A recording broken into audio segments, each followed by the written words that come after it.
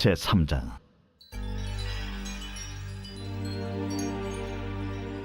또 여호수아가 아침에 일찍이 일어나서 그와 모든 이스라엘 자손들과 더불어 시딤에서 떠나 요단에 이르러 건너가기 전에 거기서 유숙하니라. 사흘 후에 관리들이 진중으로 두루다니며 백성에게 명령하여 이르되, 너희는 레위 사람 제사장들이 너희 하나님 여호와의 언약궤 매는 것을 보거든 너희가 있는 곳을 떠나 그 뒤를 따르라. 그러나 너희와 그 사이 거리가 2000규빗쯤 되게 하고 그것에 가까이 하지는 말라. 그리하면 너희가 행할 길을 알리니 너희가 이전에 이 길을 지나보지 못하였음이니라. 여호수아가 또 백성에게 이르되, 너희는 자신을 성결하게 하라. 여호와께서 내일 너희 가운데 기이한 일들을 행하시리라. 여호수아가 또 제사장들에게 말하여 이르되, 언약궤를 메고 백성의 앞서 건너라. 하매 곧 언약궤를 메고 백성의 앞서 나아가니라. 여호와께서 여호수아에게 이르시되, 내가 오늘부터 시작하여 너를 온 이스라엘의 목전에서 크게 하여 내가 모세와 함께 있었던 것 같이 너와 함께 있는 것을 그들이 알게 하리라. 너는 언약궤를 맨 제사장들에게 명령하여 이르기를 너희가 요단 물가에 이르거든 요단에 들어서라 하라. 여호수아가 이스라엘 자손에게 이르되, 이리 와서 너희의 하나님 여호와의 말씀을 들으라. 살아계신 하나님이 너희 가운데 계시사 가나안 족속과 헷 족속과 히위 족속과 브리스 족속과 기르가스 족속과 아모리 족속과 여부스 족속을 너희 앞에서 반드시 쫓아내실 줄을 이것으로서 너희가 알리라. 보라, 온 땅의 주의 언약궤가 너희 앞에서 요단을 건너가나니 이제 이스라엘 지파 중에서 각 지파에 한 사람씩 12명을 택하라. 온 땅의 주 여호와의 궤를 맨 제사장들의 발바닥이 요단물을 밟고 멈추면 요단물 곧 위에서부터 흘러내리던 물이 끊어지고 한 곳에 쌓여 서리라. 백성이 요단을 건너려고 자기들의 장막을 떠날 때에 제사장들은 언약궤를 메고 백성 앞에서 나아가니라. 요단이 곡식 거두는 시기에는 항상 언덕에 넘치더라. 궤를 맨 자들이 요단에 이르며 궤를 맨 제사장들의 발이 물가에 잠기자 곧 위에서부터 흘러내리던 물이 그쳐서 사르단에 가까운 매우 멀리 있는 아담 성읍 변두리에 일어나 한 곳에 쌓이고 아라바의 바다 염해로 향하여 흘러가는 물은 온전히 끊어지며 백성이 여리고 앞으로 바로 건널세. 여호와의 언약궤를 맨 제사장들은 요단 가운데 마른 땅에 굳게 섰고 그 모든 백성이 요단을 건너기를 마칠 때까지 모든 이스라엘은 그 마른 땅으로 건너갔더라.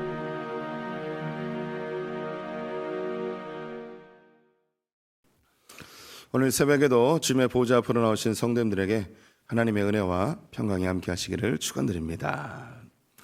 오늘 여호수아서 3장 말씀 함께 살펴보겠습니다. 여호수아서는 모세오경의 실천편입니다. 광야 40년 세월을 보낸 이스라엘 백성들이 하나님의 군사로 훈련받고 가나안 땅에 들어가 그 땅을 실제로 정복하게 되어지죠. 그래서 이 여호수아서는 4개의 주제로 이루어져 있는데요. 가나안 땅 입성의 장면, 그리고 정복의 장면, 땅을 분비하는 장면, 그리고 정착하여 살아가는 장면으로 이루어져 있습니다. 우리는 그 중에 가나안 땅으로 입성하는 상황에 있습니다. 여호수아서를 처음 시작한 장면은 하나님께서 여호수아를 불러 그를 이스라엘의 지도자로 세우시고 강하고 담대하라 명령하시며 이스라엘을 이끌고 가나안 땅으로 들어갈 것을 명령하십니다. 이때에 두 가지의 확신의 과정을 주시는데요. 먼저는 요단 동편에서 이미 땅을 분배받았던 르우벤 지파와 갓 지파 그리고 므낫세 2분의 1 지파가 가나안 땅에 함께 들어가 그 땅 정복 전쟁에 동참할 것을 약속합니다. 그래서 내적인 확신이 있었고요. 그리고 외적인 확신으로 2명의 정탐꾼을 여리고성에 보냈는데 기생 라합을 통하여서 그들의 간담이 녹았고 상천하지에 하나님 같은 분이 엉 계시다고 고백하는 것으로 외적 확신을 얻게 됩니다. 그래서 여호수아의 마음에 담대함이 생기고 이런 일련의 과정 속에서 백성들 역시 그 마음에 담대함이 생기게 되죠. 우리가 신앙생활하면서 어떤 두려움의 상황에 놓일 때가 있습니다.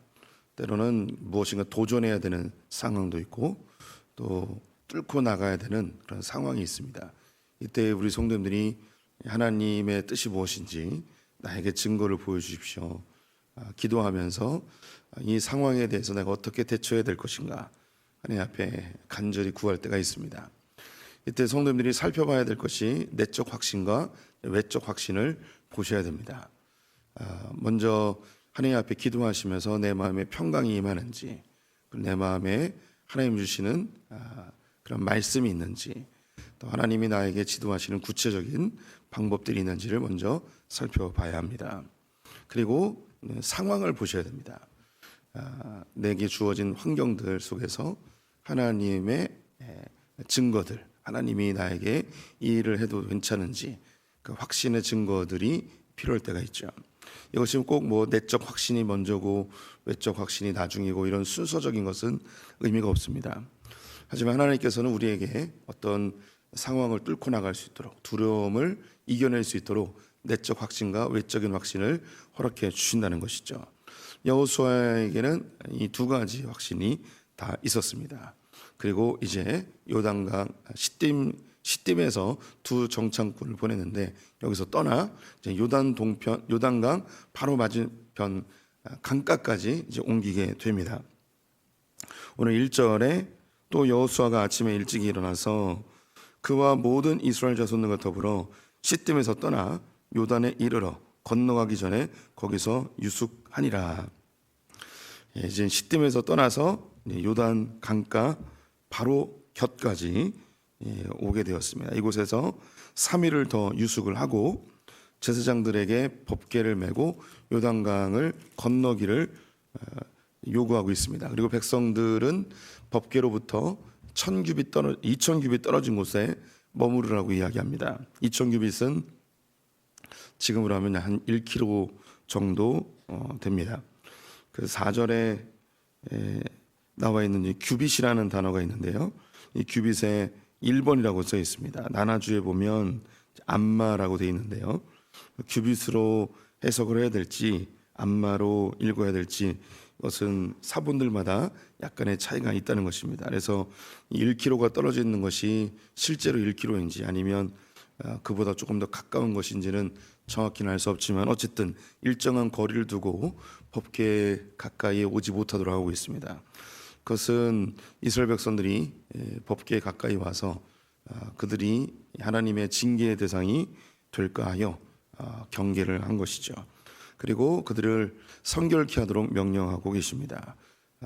이 요단강을 건널 하나님의 놀라운 일을 경험할 준비를 하라는 것이죠.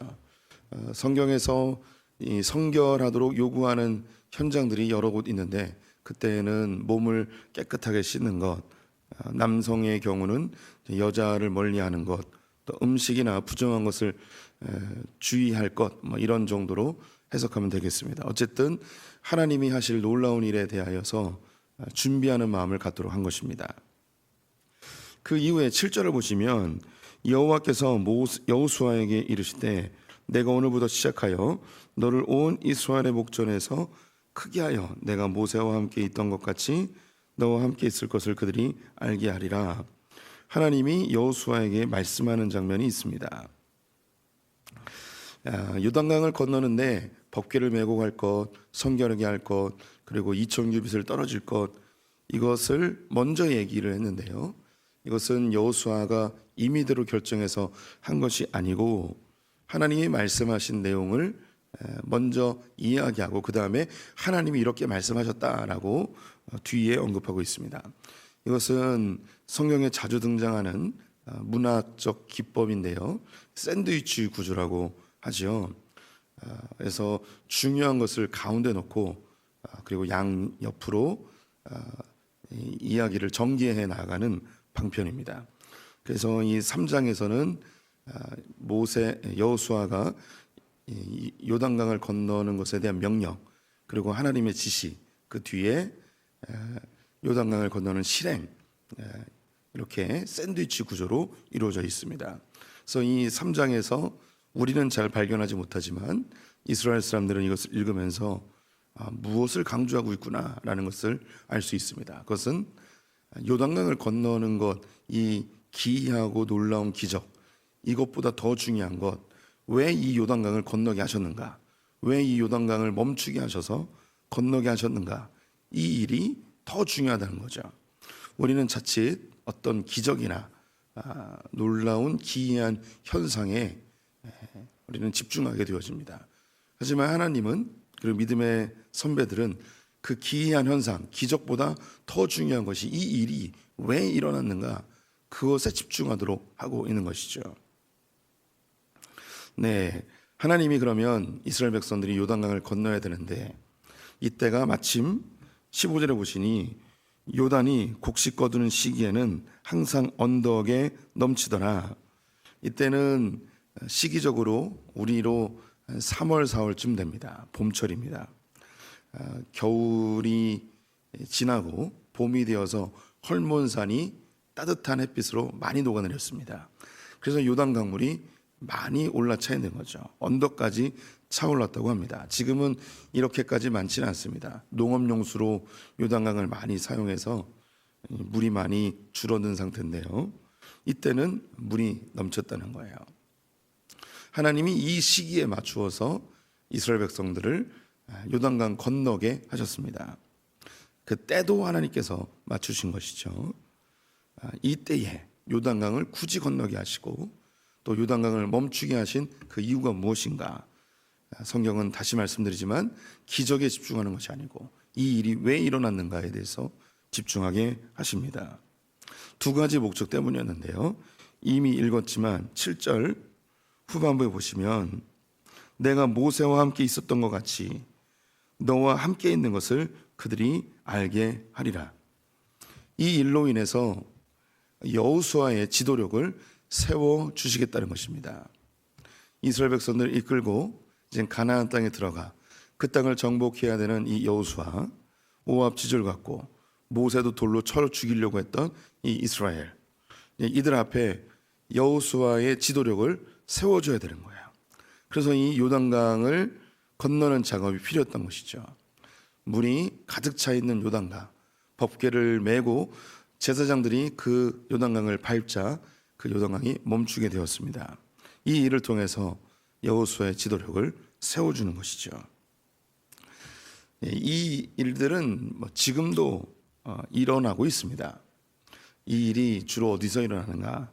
담임 목사님이 처음 부임하면 하나님이 그 담임 목사의 권위를 세워주고 지도력을 세워주기 위해서 그 부임한 초기에 큰 은혜들을 부어주시는 것을 공통적으로 발견을 합니다. 보통 새 담임 목사님이 오시게 되면 하나님이 두 가지 방법으로 기름 부어주시는데요. 첫 번째는 사람을 모으게 하십니다. 두 번째는 재정을 늘려주십니다. 그래서 성도들로 하여금 목사님이 새로 오신 것 하나님이 주신 은혜이구나 라고 확증을 하게 하시죠. 저희 장인 장모님이 출석하고 있는 교회가 수유리에 있는 삼양감리교회라는 곳입니다. 얼마 전에 담임 목사님이 바뀌셨어요. 그래서 교회가 목사님이 바뀌시고 잘 되시냐라고 이렇게 여쭤봤더니 너무 좋다는 거예요. 그러면서 뭐가 좋으시냐? 목사님이 너무 웃기다는 거예요. 설교를 너무 잘한다는 거예요. 사위 설교는 안 들으시면서 담임 목사님 설교 너무 좋다고 저에게 막 자랑을 하니까 약간 빈정상하긴 했습니다. 저에게 우리 사위 설교 참 잘하네 이런 소리 한 번도 안 하셨는데 그래도 괜찮습니다. 세상에서 제일 행복한 성도는요, 자기 담임 목사님에게 설교의 은혜를 받는 성도가 제일 행복한 성도입니다. 그래서 참 기분이 좋았습니다. 그러면서 제가 여쭤봤죠. 교회에 어떤 변화가 있냐고. 그랬더니 새로운 성도들이 많이 들어왔다는 거예요. 담임 목사님이 저랑 동갑이더라고요. 그러면서 젊은 사람들이 많이 들어왔다고. 이야기하는 거죠. 그래서 한 100여 명이 늘었대요. 그래서 너무 감사하다고. 제가 한 예를 들어드린 건데요. 대부분 교회에서 새로운 담임 목사님이 세워지면 그렇게 하나님께서 그 목사님의 권위와 리더십을 세워주기 위하여 그런 일들을 행해 주십니다. 그건 아주 보편적으로 일어나는 일이죠. 그래서 그렇게 성도들이 늘어나고 재정이 늘어나는 걸 보면서 큰 붕이 일어나겠구나, 그런 생각을 하시면 안 되고 하나님께서 이 목사님을 세워주고 계시구나, 이렇게 이해하시면 좋은 거죠. 오늘 여호수아에게도 이 일을 행하시는 일이 너를 세워주기 위해서, 너를 크게 해주기 위해서 일을 하겠다라는 것입니다. 두 번째, 10절 후반부에 보시면 너희 앞에서 반드시 쫓아내실 줄을 이것으로써 너희가 알리라. 그 앞에 일곱 족속의 이야기를 하면서 이 일곱 족속이 반드시 쫓아내어질 것을 이것으로써 너희가 알리라. 백성들로 하여금 요단강이 멈추고 그 땅을, 그 강을 건너므로 인하여 이스라엘 백성들에게도 확신을 주신다는 거예요. 증거를 주신다는 것이죠. 가나안의 일곱 족속을 모두 쫓아낼 것을 이것으로써 알게 된다는 것입니다. 이 일은 이전에도 없었고 이후로도 없는 이스라엘 백성들, 너희들만 경험하는 놀라운 이적이다. 이것으로써 너희는 일곱 족속이 다 쫓겨날 것을 확신하였으면 좋겠다. 확신의 증거로 요단강을 건너게 하시는 것이죠. 우리가 신앙생활하면서 이 요단강은 천국을 가는 이미지로 많이 사용을 합니다. 천국을 가나안 땅으로, 그리고 이 요단강은 죽음의 강으로 많이들 이제 이해를 하죠. 네, 가나안 땅은 영원히 거할 우리의 복지이기 때문에 요단강을 죽음의 강으로 이해하는 것도 나쁘진 않을 것 같습니다. 하지만 이 가나안 땅은 죽음 이후에 가는 천국일 뿐만 아니라 우리가 지금 살아가고 있는 이 세상에서의 하나님 나라이죠. 그럼 우리의 삶에서 하나님 나라를 누리기 위하여 건너야 될 강이 있다면 그것이 바로 요단강입니다. 그럼 이 요단강은 우리의 삶에서 어떤 이미지로 다가올까요? 이것은 성령의 충만, 성령 세례라고 이해하시면 되겠습니다. 성령의 충만 혹은 성령 세례가 성경에 크게 두 가지의 장면에서 나타나고 있습니다. 첫 번째는 요단강에서 예수님이 세례 요한에게 세례를 받으십니다. 그리고 비둘기의 형상으로 성령님이 예수님에게 임재하시죠. 그리고 세례 요한이 선언합니다. 보라, 세상 죄를 지고 가는 하나님의 어린 양이로다. 이 세례 요한의 선포로 지금까지 세례 요한에게 집중되었던 그 모든 시선들이 예수님에게 향하게 되어집니다. 이 요단강에서 세례를 받는 것, 성령이 임하심으로 예수님이 하나님의 사랑하는 아들이라는 증거, 확증을 사람들이 얻게 되어지죠. 예수님이 높이 세워지시는 현장이었습니다. 또한 오순절 마가의 다락방에서 예수님이 약속하였던 그 성령님이 제자들이 기도하던 때에 임하게 되어지죠. 그들은 지금까지 하지 못했던 놀라운 방언을 하게 되었습니다.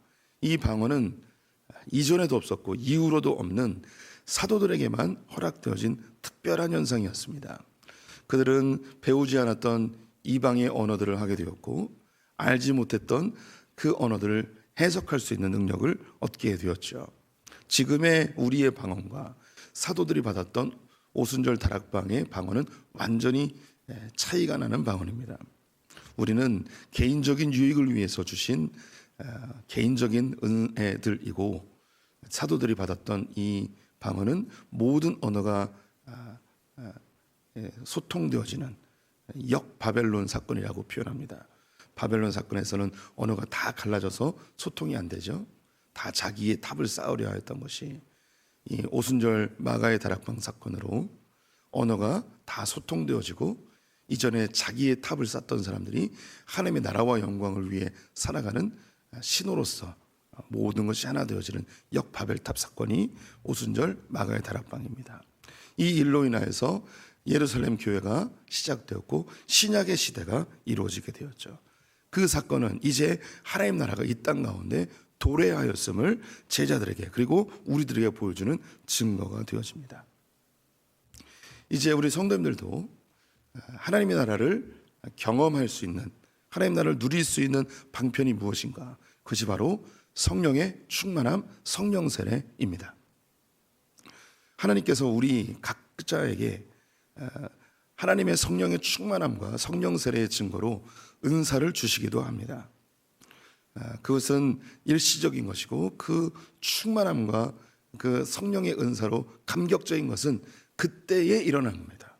자칫 은사주의자들과 잘못된 이 성령 운동하는 사람들은 그 성령의 충만함의 그 일시적 순간을 영원히 지속하려고 조금 제가 과격한 언어로 미친 광기를 할 때가 있습니다. 그 카타르시스적인 그런 은사적 체험을 계속 유지하려고 애쓰고 그것을 신앙의 목표로 삼는 것은 매우 미련한 짓입니다.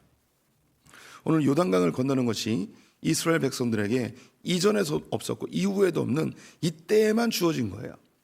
그래서 이것을 증거로 삼아 가나안 땅을 정복하며 그 땅을 누리며 살도록 하시는 것이죠. 우리 성도님들이 신앙생활하면서 한 번쯤은 성령의 강력한 충만의 현상을 경험할 때가 있습니다. 그것이 여러 번 반복될 때도 있지만 그것이 우리의 목적은 아닙니다. 그러면 하나님이 우리에게 그런 특별한 체험과 성령의 충만함으로 성령 세례를 주시는 이유는 무엇인가? 내가 너와 함께한다. 내가 너를 사랑한다. 내가 너를 대신하여 싸울 것이다. 라는 증거예요. 증거. 그 다음에 뭐 할 것인가? 우리에게 주어진 삶을, 하나님 나라를 충만히 누리는 것. 7 족속을 다 몰아내고 내게 주어진 삶을 충만하게 누리는 것. 이것이 우리의 삶의 진정한 방향성입니다. 이 여호수아가 이제 이스라엘 백성들을 데리고 법궤를 메고 제사장들이 물 위를 들어가자 물이 멈춥니다. 이스라엘 백성들이 가나안 땅을 향하여 요단강을 다 건너죠. 다 건너고 이제 내일 보시게 되겠는데 거기에 기념비 12개의 돌을 세우게 됩니다. 내일 좀 더 말씀드리겠지만 하나님이 돌 세우라는 이야기 안 했어요. 여호수아가 지 마음대로 해요. 이게 그리스도인의 자유예요. 내일 좀 더 자세히 볼게요. 우리가 하나님 안에서 성령으로 충만하게 되고 하나님 나라에 들어오게 되면 그 다음에는 벌벌벌 떨면서 하나님 뭘 원할까? 이거 원할까? 이게 아니고 하나님이 지시하신 것은 충분히 성실히 충성스럽게 감당하고 그 이후에는 우리가 자유롭게 하나님을 누리는 그런 삶을 살게 됩니다. 우리 성도님들이 광야에서 메마르고 거친 그런 신앙생활이 아니라 성령의 충만함을 받아서 가나안 땅에 들어가 하나님 나라에 들어가 자유롭게 풍성하게 하나님을 누리는 그런 신앙생활을 하였으면 좋겠습니다. 이를 위해서 반드시 필요한 것 성령의 충만함입니다. 그래서 주님이 구하고 두드리고 찾으라 그러면 내가 너희에게 주실 것이다. 마태복음에서는 무엇을 주실지 약속하지 알려주지 않았는데 누가복음에서는 이방인들에게 쓰여진 성경이기 때문에 자세히 알려주십니다. 그것은 바로 성령이십니다. 그래서 성령의 충만함을 받도록 우리에게 명령하시죠. 성도님들 늘 성령의 충만함을 간구하시며 그래서 하나님 나라를 내 일상 속에서 부부관계, 자녀의 관계, 직장, 교회 생활, 내적인 모든 영역에서 성령의 충만함으로 하나님 나라를 누리시기를 축원드립니다.